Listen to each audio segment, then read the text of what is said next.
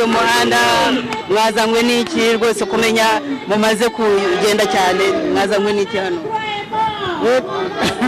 Icyatuzanye ni ukwigaragambya kuva mu ngomero kugera kuri ambasade dusaba yuko mu Rwanda haba demokarasi.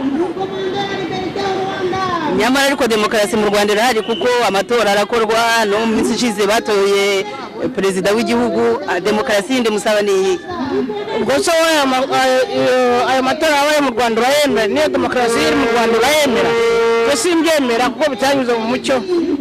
Umucyo mushaka n'uwe nuwo kunyura se mu muhanda nk'uko? Umucyo mushaka n'uwe?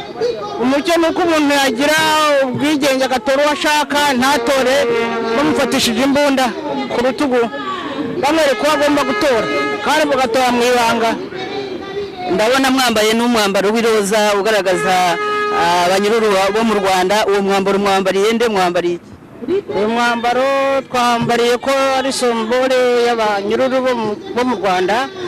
Uyu munsi twatekereje intwari Victory kugira ngo bamufungure kuko arazira ubusa kandi akababarira ubundi.